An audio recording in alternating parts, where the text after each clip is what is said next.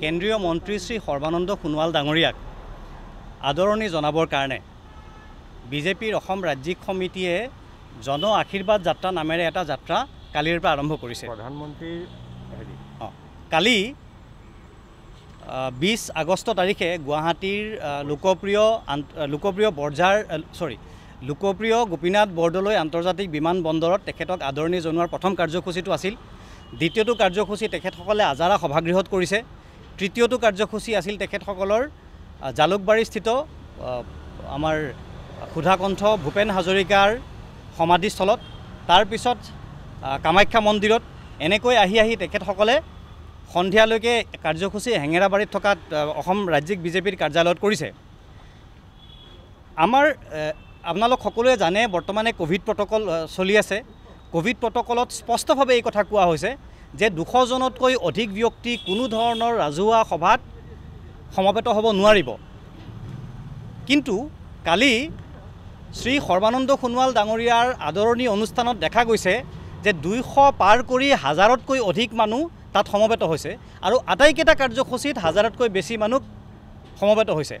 আটাইতকৈ দুৰ্ভাগ্যজনক কথাটো হৈছে যে অসমৰ মাননীয় মুখ্যমন্ত্ৰী, যাৰ হাতত অসম চৰকাৰৰ সকলো ধৰণৰ সিদ্ধান্তৰ কৰ্তৃত্ব নিয়োজিত হৈ আছে, তেখেত নিজে আদৰণি অনুষ্ঠানত উপস্থিত আছে আৰু তেখেতৰ উপস্থিতিত 1000ৰ অধিক মানুহ হৈছে।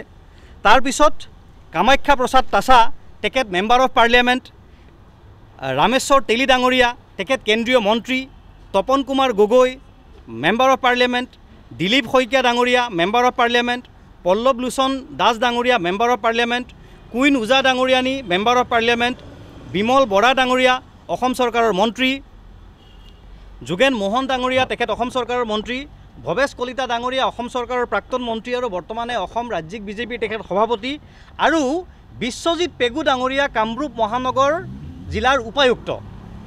ইমান দায়িত্বশীল ব্যক্তি, যিসকলৰ হাতত আইন ৰক্ষাৰ দায়িত্ব নিয়োজিত হৈ আছে, তেখেতসকলৰ দৰে দায়িত্বশীল ব্যক্তিসকলে এবাৰ নহয় দুবাৰ নহয় বাৰে বাৰে কেইবাটাও অনুষ্ঠানত তেখেতসকলে কোভিড প্ৰট'কল ভংগ কৰিছে। আৰু কোভিড প্ৰট'কল ভংগ কৰাৰ এইটো প্ৰথম ঘটনা নহয়। দ্বিতীয় ঘটনাটো হ'ল কালিৰ অনুষ্ঠানটোত দেখা গৈছে যে গুৱাহাটী মহানগৰীৰ বাহিৰৰ জিলাৰ পৰা ইয়ালৈকে বিভিন্ন মানুহ আহিছে তেখেতসকলৰ দলৰ, আৰু ইয়াৰ পৰা গুৱাহাটী মহানগৰীৰ পৰা মানে অন্য জিলালৈ তেখেতসকলৰ দলৰ মানুহ গৈছে। একে সময়তে কোভিড প্ৰট'কলৰ দুটা নিয়ম তেখেতসকলে ভংগ কৰিছে। সেইকাৰণে আমি কৈছোঁ যে যি সময়ত ভাৰতবৰ্ষত কোভিড প্ৰট'কল চলি আছে, অসমত কোভিড প্ৰট'কল চলি আছে, কোৱা হৈছে যে কোভিডৰ দ্বিতীয় ঢৌ শেষৰ পৰ্যায়ত আছে আৰু এতিয়া তৃতীয়টো ঢৌ আহিবলগীয়া অৱস্থাত সন্মুখীন হৈছে। কোভিডৰ ডেল্টা যিটো ভেৰিয়েণ্ট, সেই ডেল্টা ভেৰিয়েণ্টৰ ইতিমধ্যে ভাৰতত প্ৰৱেশ ঘটিছে আৰু এই ডেল্টা ভেৰিয়েণ্টে ভয়ানক ৰূপ ধাৰণ কৰিব পাৰে বুলি বিজ্ঞানীসকলে আৰু আনকি চৰকাৰেও বাৰে বাৰে কথা কৈ আছে। কিন্তু তাৰ পিছতো, এই ইমানবোৰ কথা জনাৰ পিছতো বিজেপি দলে, মন্ত্ৰীৰ দৰে পদত থকা বিশিষ্ট ব্যক্তিয়ে, জিলা উপায়ুক্তই, কেন্দ্ৰীয় চৰকাৰৰ মন্ত্ৰীৰ পদত থকা ব্যক্তি, মেম্বাৰ অফ পাৰ্লিয়ামেণ্ট, তেখেতসকলে জানি শুনি কোভিড প্ৰট'কল ভংগ কৰিছে। কোভিড প্ৰট'কল ভংগ কৰি মানুহ একেলগে বহুত সমবেত হ'লে পেণ্ডেমিক বিস্তাৰ হ'ব পাৰে, এই কথা তেখেতসকলে জানে। তাৰ পিছতো জানি শুনি স্বইচ্ছাক্ৰমে তেখেতসকলে এই কাম কৰিছে। ফলত তেখেতসকলে ইণ্ডিয়ান পেনেল কোডৰ 188, 269, 270, 271 এইকেইটা ধাৰা আৰু অন্যান্য ধাৰা আৰু লগতে ডিজাষ্টাৰ মেনেজমেণ্ট এক্টৰো কেইবাটাও ধাৰা তেখেতসকলে ভংগ কৰিছে।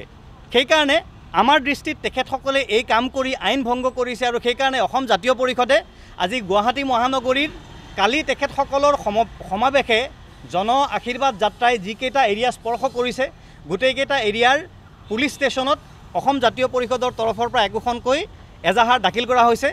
মৰিগাঁও, নগাঁও এনেকৈ কৰি উজনি অসমৰ যলৈকে তেখেত গৈ থাকিব, সেই ৰাস্তাই মানে তেখেতৰ যাত্ৰাপথে যিকেইখন থানা স্পৰ্শ কৰিব, প্ৰত্যেকটো এলেকাত যদি তেখেতসকলে তেনেকৈ কোভিড প্ৰট'কল ভংগ কৰাৰ আৰু ঘটনা ঘটে, তাতো দিয়া হ'ব। আৰু ইতিমধ্যে য'ত ভংগ হৈছে তাত আমাৰ দলে কিছু জেগাত কিছু থানাত ইতিমধ্যে FIR দাখিল কৰিছে আৰু কিছুত কৰাৰ প্ৰক্ৰিয়া চলি আছে। মুঠতে আমি কোভিড প্ৰট'কল ভংগ কৰাৰ তেখেতসকলৰ এই কাৰ্যৰ বিৰুদ্ধে অসমৰ বিভিন্ন থানাত অসম জাতীয় পৰিষদে একোখনকৈ FIR এজাহাৰ দাখিল কৰিছে।